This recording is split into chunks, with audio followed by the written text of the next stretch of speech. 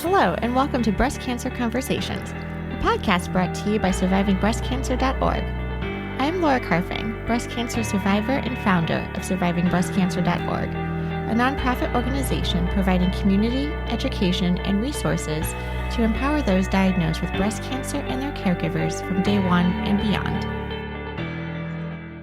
Hello, my friends. It has been a couple of weeks since I dropped a new podcast episode, so this is really exciting. You may be wondering what I've been up to the last couple of weeks. For those of you who don't know, in addition to running all things SBC, survivingbreastcancer.org, William and I have been in the deep throes of submitting a whole bunch of grant applications to make sure that we have sustainable funding for our programs and services and for the podcast. In addition to all this great stuff, I also work a full-time job at Babson College. And so it was, end of the semester plus commencement. And then I decided to be a name reader at commencement. I don't know why. I was oh, I podcast, I speak, I could read names at commencement. I think I just like adding more stress to my life. I don't really know. But anyway, I took some time off from podcasting, maybe 3 weeks or so. But I am so excited to be back into the throes of bringing amazing guests back onto the show, answering your questions, telling stories, providing inspiration. Oh my gosh, so much. So I'm really excited. Other things that I want to give a quick shout out to, just because we're launching this Monday, we are planning ahead. It's a novel idea sometimes, but we're planning ahead for Breast Cancer Awareness Month in October, and we are going to be hosting our fundraising event called Tell Cancer to Go Take a Hike. So no matter where in the world you are listening from, I am encouraging you to grab your friends, your neighbors, and your family and your kids for an amazing day where we are going to take a hike.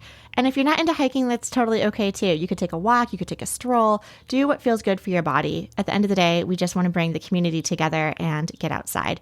This is a fundraiser, so I am going to link the URL in the show notes below. So you can sign up, you can start a team, you can join a team, and we can start fundraising between now and October. So I'm really excited about it. You'll be getting more information from our newsletter. If you haven't subscribed to our newsletter yet, please do so.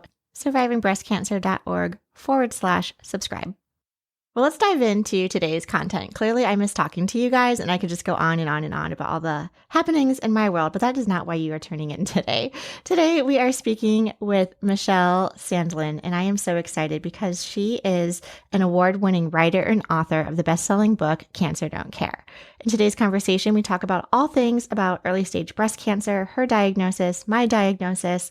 She was also diagnosed with a genetic predisposition that her daughter also carries, so we talk about some of that burden, and then exercise, health, everything that, happens when you have breast cancer. So I am so excited to have Michelle on the show today. I hope you enjoy today's topic. And without further ado, welcome to the conversation.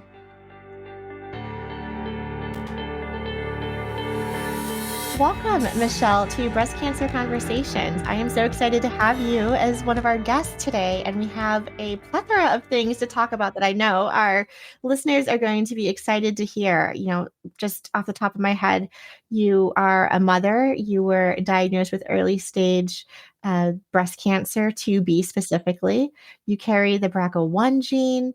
You shared earlier in your bio that unfortunately, your daughter also carried the gene. So kind of talking about genetic mutations, understanding the importance of family history. You're also an award-winning author of an amazing book that came out, Cancer Don't Care. So we definitely want to talk about that. And you clearly have a lot of positivity and light and faith and love surrounding you that just emanates. So I am so excited to have you on the podcast today. Well, I'm excited to be here. Thank you so much, Laura. And where are you calling in from today? I'm in Houston, Texas, where I've been for the last almost 39 years. Okay. And, I know it's always inspiring for other people to have moments of hope and glimmer and knowing that there's life on the other side of receiving the news that you've been diagnosed with breast cancer. Sure.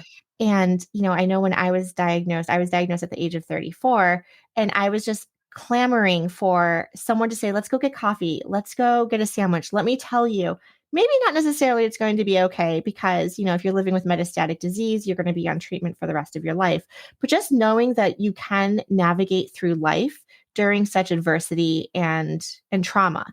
I would love for you to kind of share your story of how you found out you were diagnosed with breast cancer, and then what was kind of racing through your mind and how you ended up telling your family.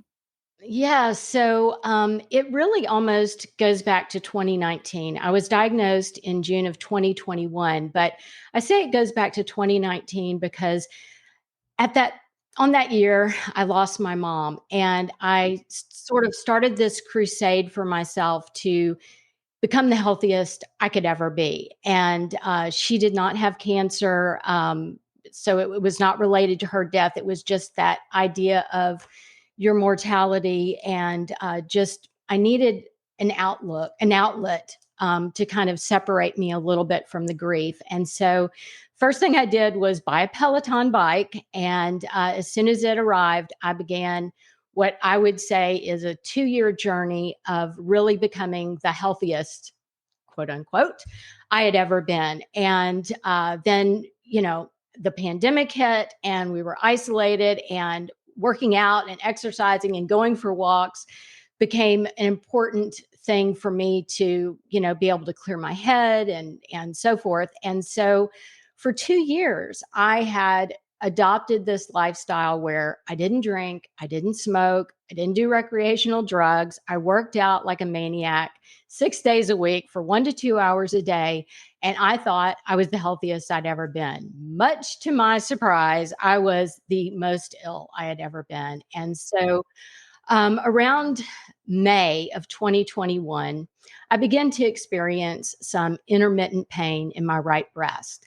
And I kind of, started attributing it to other things. Like I had recently had a COVID vaccine, and I'd read about how you can have lymph node swelling and soreness and all of this kind of thing. So I kind of was thinking about that. I even thought maybe I needed a more supportive sports bra. I mean, I started thinking about all kinds of different things. Well, obviously, your And mind doesn't immediately go to like, oh, cancer. no, Like, oh, no, maybe I'm not at sore. all. Not at all. And the pain was intermittent. So it was easy to, forget about it, here and there. And it was persistent though for, I'm embarrassed to say, about 4 weeks. And then what happened one night is I was in bed and I couldn't sleep because I felt like there was this almost needle prick poking at my right breast, and it got my attention. And so I sat up in bed and started feeling around, and right away I felt a lump in my right breast, and wasn't a big lump. I mean, it felt almost like a pebble or something right underneath the skin. But I kept feeling the left breast, the right breast, the left breast, the right breast, trying to talk myself out of it. And then I would lay down and feel it laying down. Then I would, sit back up and trying not to wake my husband in the bed because I didn't want to like freak me out, at all. And so I waited.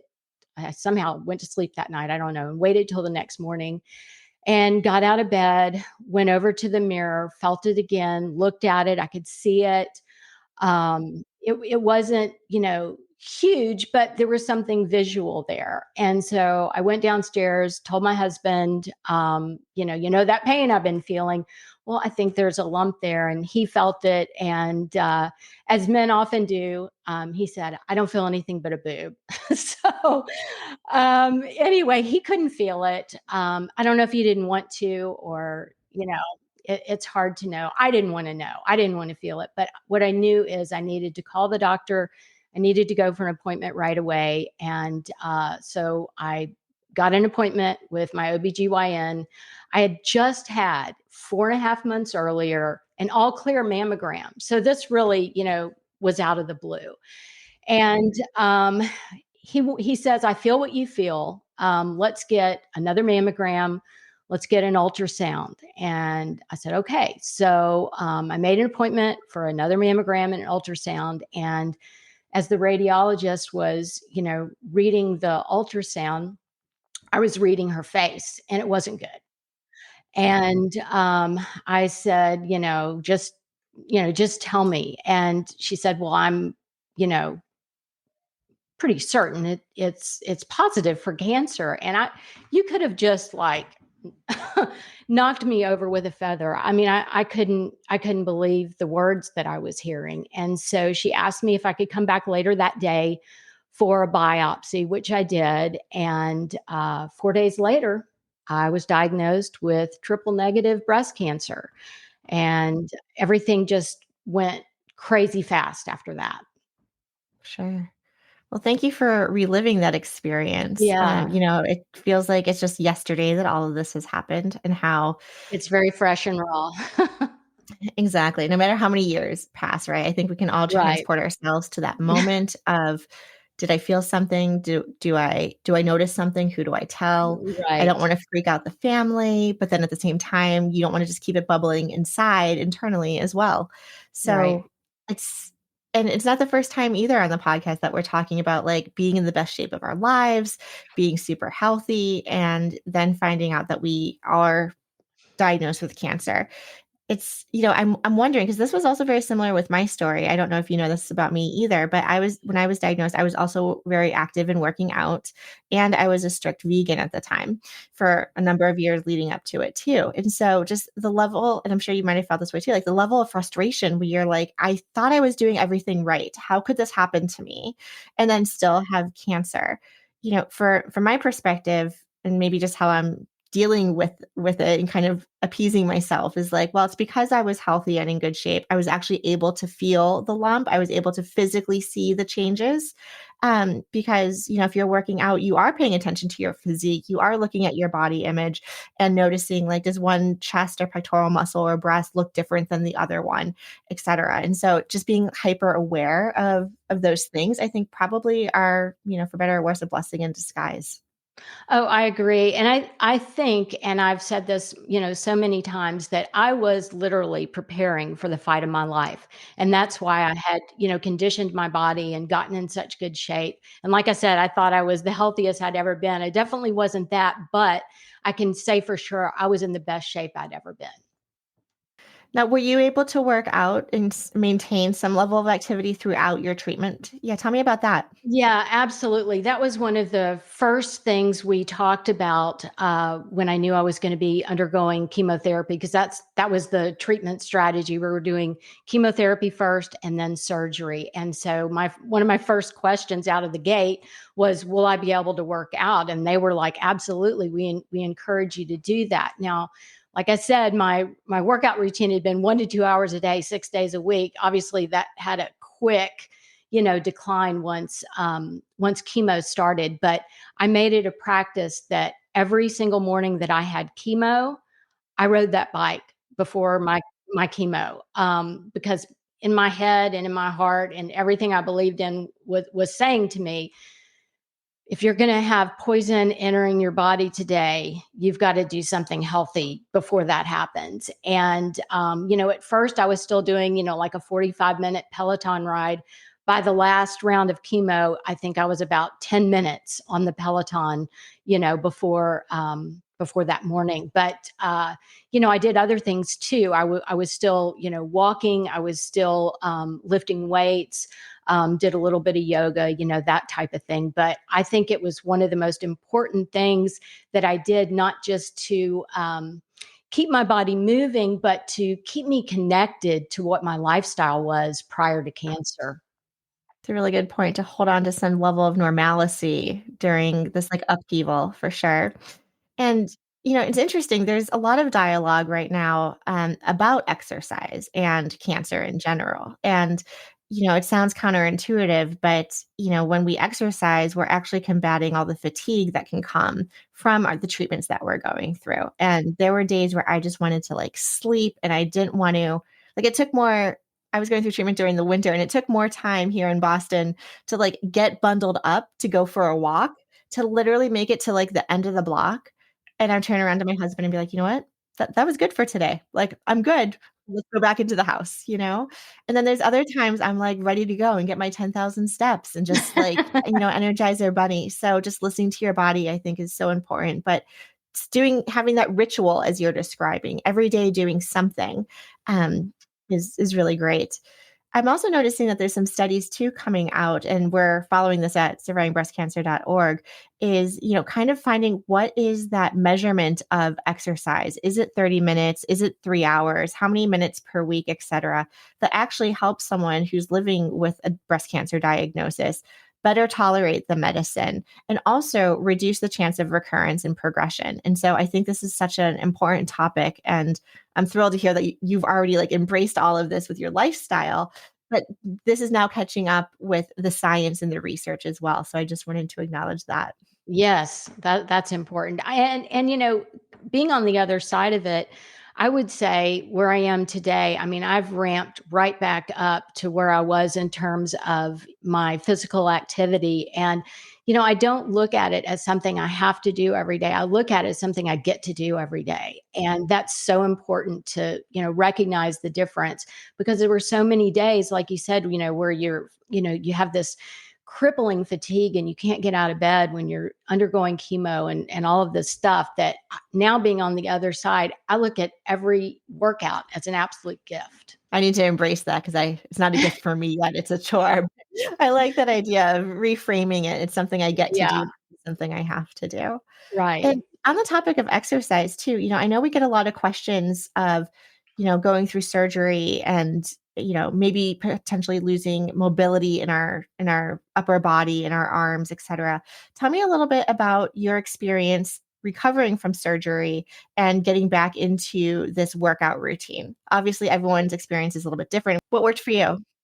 I think it was important to listen to what my surgeons were telling me in terms of my healing and recovery and what the time frame would be. And when they said, we don't want you lifting anything above, 10 pounds, I mean, you have to listen to that. And so there were a lot of post-op appointments, and every single one, my question was, "What can I do now? How much can I lift? What can I do?"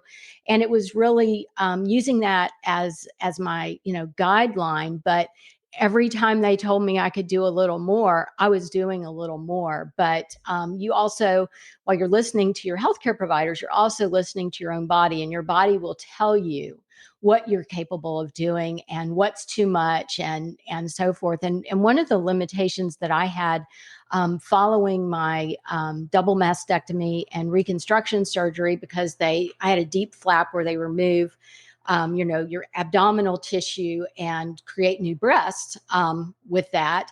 And so it took me gosh, I would say maybe close to a year before I felt like I could do things like plank or a push up or crunches, because I can't explain it. It just felt too tight and weird and different. And so I had to ease myself into that. So anything that was kind of lower abdominal, I was a little restricted, but that was my own body and probably my own head kind of preventing me from doing that. But apart from that,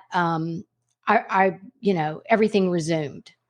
Yeah, no, thanks for sharing that. And that's such an invasive surgery as well. And there's so many different choices people can make about that. And so figuring out, okay, how many surgeries do I want to endure? And then how do I get my physical body back to having that compassion, whether it's, a week, 5 weeks, a year, et cetera.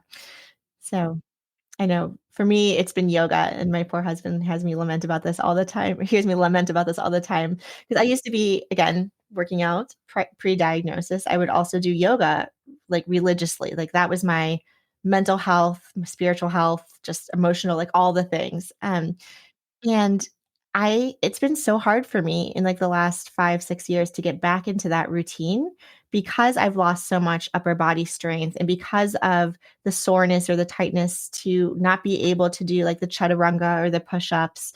And that has become so triggering for me where I'm like, okay, I don't want to do yoga and then just remember I had breast cancer. Like that's not the point of this practice.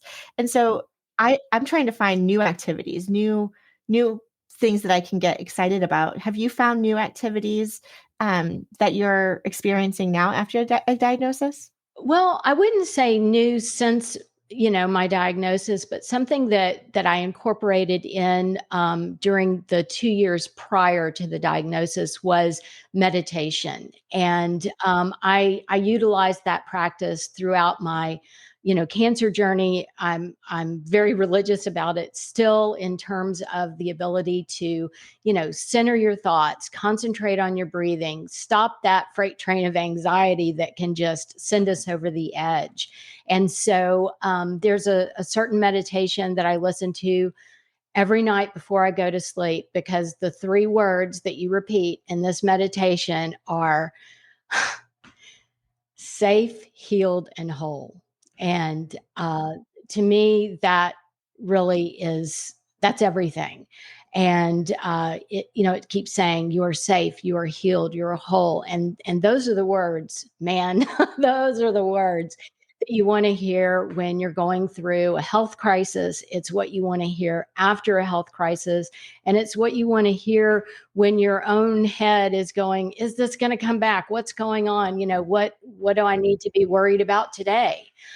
So I think that meditation has been one of the most beneficial practices that I've incorporated into my routine. Oh, I love that. And I love the last word, whole, because Mhm. cancer can take so much away from us physically, Right, emotionally, and mentally. And so to have that mantra of I am still who I am whole, I am complete, I have what right. I need, so powerful. Thank you for sharing that. Absolutely. For sure, for Yes. sure. I want to hear from all of my listeners who are going to go home tonight and like do this mantra with us. So Yes, I yes, love absolutely. So another interesting fact that you were sharing about your diagnosis is that you also discovered that you tested positive for BRCA1, and Yes. you shared earlier, I'm sorry about the loss of your mother, but that wasn't due to cancer. So Mm-mm. tell me a little bit about how you found out that you had this genetic predisposition. Yeah, see, that's the thing. I was clueless about that as well, because as far as I knew, we didn't have, breast cancer in our family. So I thought my risk must be very, very low. My mother didn't have breast cancer or any cancer, neither did my grandmothers. So I felt like, genetically speaking, I was pretty, secure. But because I was diagnosed with triple negative breast cancer, which is, often associated with a BRCA1, gene mutation. They did genetic testing early on and found out that I did have the BRCA1 gene mutation, which means that my risk of developing breast cancer during my lifetime was somewhere around 55 to 70%, maybe even more. And so, and also my risk for developing other cancers, skin cancer, um, ovarian cancer. And so I also opted to have the preemptive removal of my ovaries and fallopian tubes. I had years before had my uterus removed, so there was no risk there. But yeah, I mean, that decision was an easy one too, because once you have a diagnosis, I'm like, let's get rid of everything possible. I don't want any problems in the future. Right. So Right. Taking that control over the mhm. situation, how you can. Exactly. Exactly. And then when you test positive for the BRCA1 gene mutation, it becomes an obvious next step to have your immediate blood relatives tested as well. And my brother tested, and my daughter had the genetics test as well. And they both tested positive for the BRCA1 gene mutation. Now, for men, it's a little different, and the risk is it's higher than the average for developing breast cancer and other cancers, but much lower than it is for women. And in my daughter's case, she ran the same risk I did, and so she just this past October opted to have a double mastectomy, reconstruction surgery, and then just last month she had a full hysterectomy at age 33. Yeah, so it was a decision that we talked about a lot. And because she had seen me go through cancer, and how horrible everything could be, she wasn't going to take that risk. And so she did what I am so proud of her for doing, and what I think is the smart thing to do. And I know it's not something that a lot of women her age would agree to, but I'm so thankful that she did. Yeah, absolutely. So you bring up a couple of great points too, just about being like having genetic testing done and how when you find out the answers, whether it's positive or negative, the results actually impact not just you individually, but your family members as well. And there is that level of burden, I would say, sitting on our shoulders of, okay, if I'm comfortable getting this test, I want to know the information. But do people in my family want to know the information? Because some people can have ostrich syndrome and just go right into the ground and be like, don't tell me, I don't want to know. And then there's other people who are really empowered with, give me as much information as you can give me so I can make informed choices. Well, I mean, there were other immediate members of my family that were like, "Nope, pass." So, you just they make their own decisions. You have to let that go. Tell me about the conversations with your daughter when you found out that you tested positive for BRCA1. You know, as a mom, talking to Yeah. your child, and then just knowing that there's a risk. Well, we found out that she tested positive while I was at the tail end of my chemo treatment. So this would have been around, I don't know, maybe the last quarter of 2021. And so there wasn't a lot of conversation about what she should do or what the protocol would be because it's kind of a long process to get in with an oncologist and get insurance to approve things. I mean, it's like navigating the healthcare system is a whole other conversation. And so the goal initially was really focused on me and getting me through what I needed to get through. And as soon as we got over that whole hump and I was cancer free, yay, we focused, laser focused on her health and what she needed to do. And so, like I said, it takes a while. We went through MD Anderson, but it still takes a while to get, through all the red tape and be able to meet with, breast oncology, ovarian oncology. I mean, all of this stuff. Everybody, And yeah. everybody, it's a whole barrage of, we have to do MRIs, we have to do this. I mean, she had to have a baseline mammogram, at age 32 instead of, 40. So we started the process, but I think it became pretty obvious to her the more she was, talking to the different healthcare providers that this was recommended and that this could, be cancer preventative and life, the whole thing. It was extending everything, you want to be able to do. And she's the mother of 3 boys. And at the end of the day, she wants to be here for those boys. And so I think the decision was an obvious one, but it took kind of going through the process of understanding everything that needed to happen. It's an educational process. And when I was diagnosed, I didn't even know what questions you should be asking. And it's like I had all of the questions and none of the questions at the same time. And I wish there was somebody who would say, hey, here's the questions you should be asking. Even your healthcare providers, they should say, I know this is also overwhelming, but here are some things you should be thinking about. But there's like not a lot of time for that. And so having gone through everything first myself and then being able to tell her, you know, what they're telling you is because of this and this, I was more educated where I wasn't, had she been going through this without the knowledge that I had. And so, yeah, I mean, it was a long process. I would say it took probably a year to get from, first conversations after genetic testing to really get the ball rolling. I think that's a really important point, talking about just the timeline. And, I feel like with cancer or even not cancer, but going through preventative prophylactic surgeries, it's like hurry up and stop almost, right? You're like, okay, I need to do something because like there's cancer in me or I carry this gene and I need to take action. But then exactly what you were saying, by the time you get appointments with the doctors and then the processing, right? Like you're absorbing all of that information and it's not like you want to make a decision right then and there. Come home, talk about it, think about it. If you're married with kids, like talk to your spouse and, kind of digesting everything.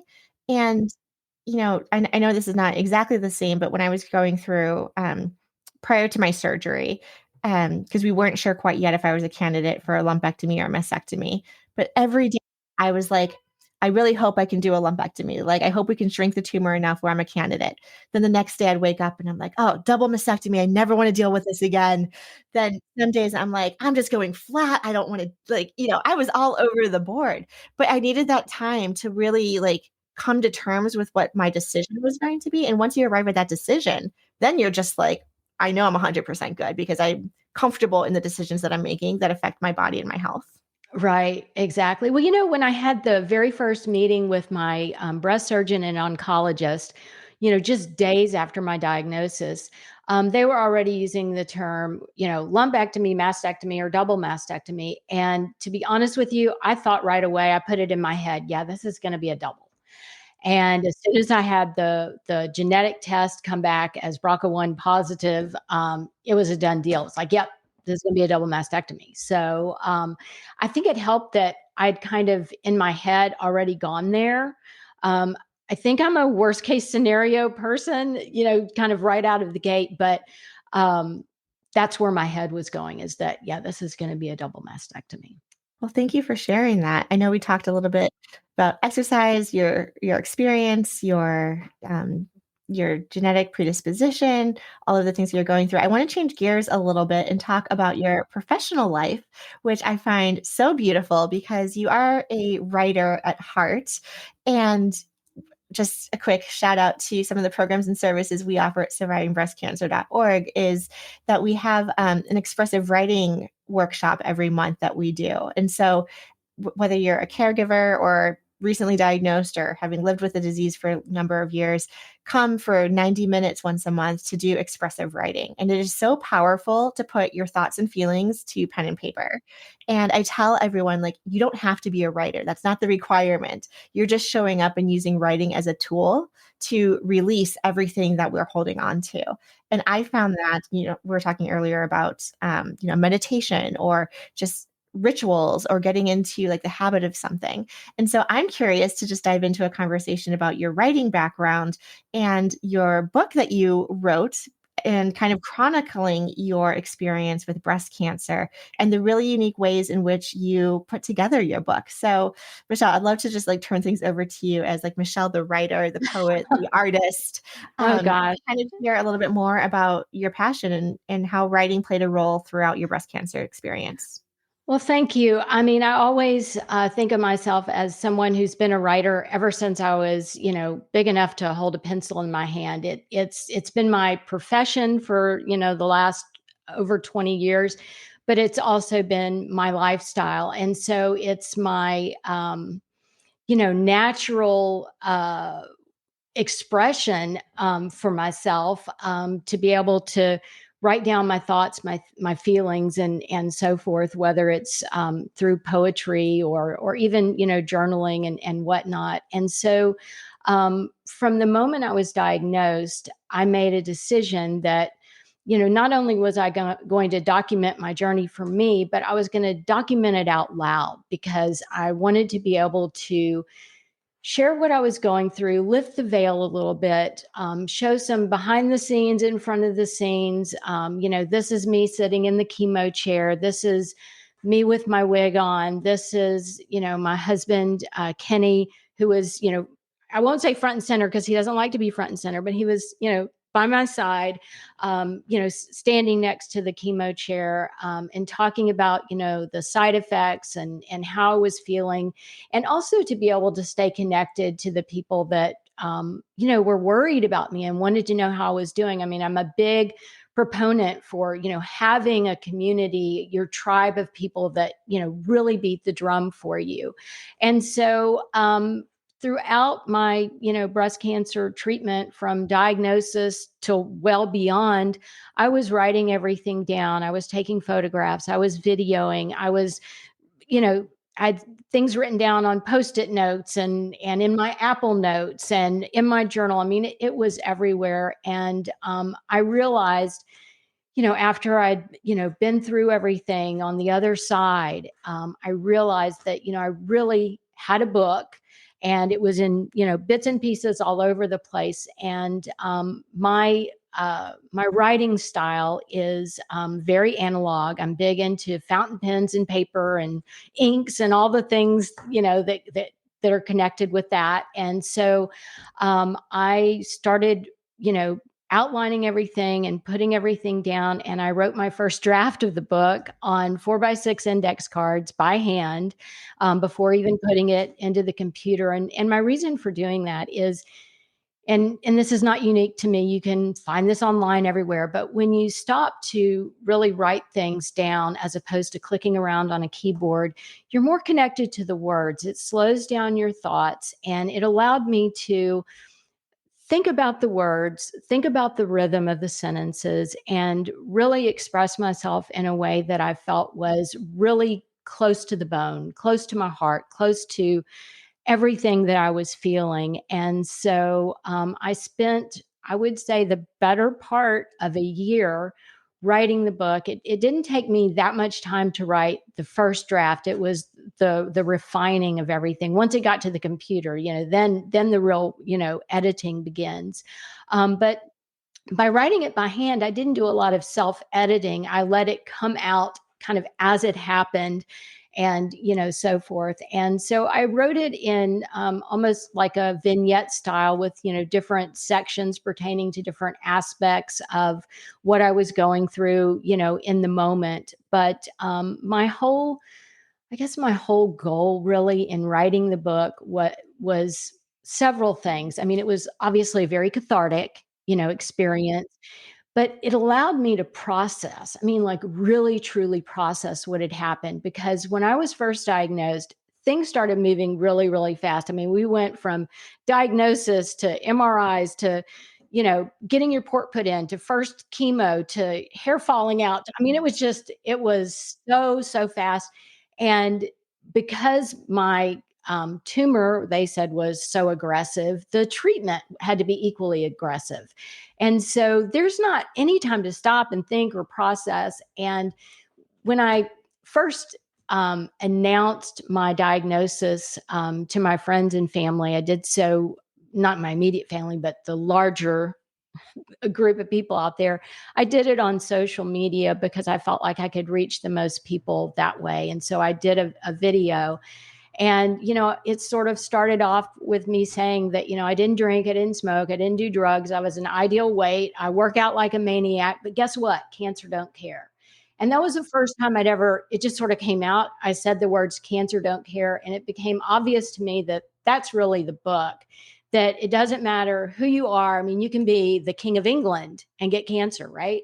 So it was this whole idea that it didn't matter, you know, who you are, what your background is, what your family's like, what your responsibilities are, what your workout routine is, none of that. And so I kind of had to quickly in my mind, internalize that I have cancer, I've got to move forward, and this is what we're going to do. And so I really tried to impart that in my book in a way that I hope and pray really inspires people, whether they are going through a breast cancer diagnosis of their own or on their journey, or whether they're supporting someone who, has cancer.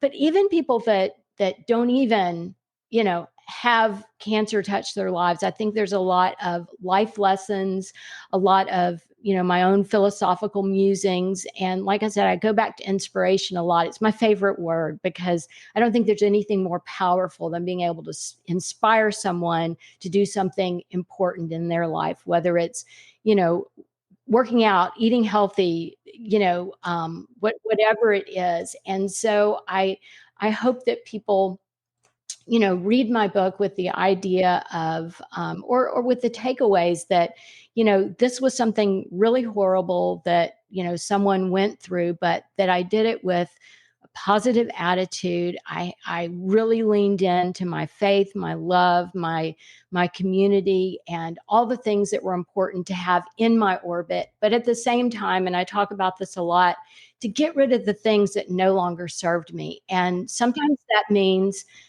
that you have to clean house and get rid of a few people that no longer bring joy to your life. Let's put it that way. And I didn't want anything around me that was negative, that would bring down anything. And I really set the tone when I was diagnosed. I mean, from day one, I said, no tears. No one's going to cry. There's nothing. We're not crying. This is not the time for tears. If there is down the line, God forbid, then we'll cry, but it's not happening now. And so I really maintained that throughout. And I think that's, one of the things that people will find in the book is that in spite of everything, there was that positivity, because I could always see the light at the end of the tunnel, as my mom always said. I could always see that there was something more. I never thought really that this was going to be the end for me. Now, that's not to say that you're not face to face with your own mortality, because you absolutely are, and you realize how serious the moment is. But at the same time, I just knew in my heart that this wasn't that moment. And I just did everything in my power to fight through everything. And I really tell that story, throughout the book, and I weave in, a lot of messages that I think are healthy ones. And the feedback that I've had from people who are currently in the trenches is, that they're benefiting from, hearing my take on these things. So, and it's a way to pay it forward, I think. There were so many people that came out for me and just really showed up in spectacular ways. But there's also people who spectacularly were absent. And when you go through a health crisis like this, I think it tells you who your people are, and those are the ones that rally around you, and those are the ones you're always going to rally around as well. Well said. Well said. So the name of your book, Cancer Don't Care, where can people find it? It is on Amazon. So it's in hardback, paperback, and Kindle edition. Congratulations. I mean, thank you for sharing your story, your passion, your work, and paying it forward. I know your book is going to help so many people. Just know that they're not alone going through all of this. And so I really appreciate you sharing here today on the podcast, but then also in written form, where people can go back and know that they could find inspiration in the written words and have hope there too. So thank you. And thank you, everyone, for listening to our show. I would like to acknowledge that all of the information on our podcast are from personal experiences and are not a substitute for professional medical advice. You should always contact your medical care team. If you're looking for specific topics or would like to be a guest on our show, please feel free to reach out to me. My email is laura@survivingbreastcancer.org. Until next time, keep on thriving.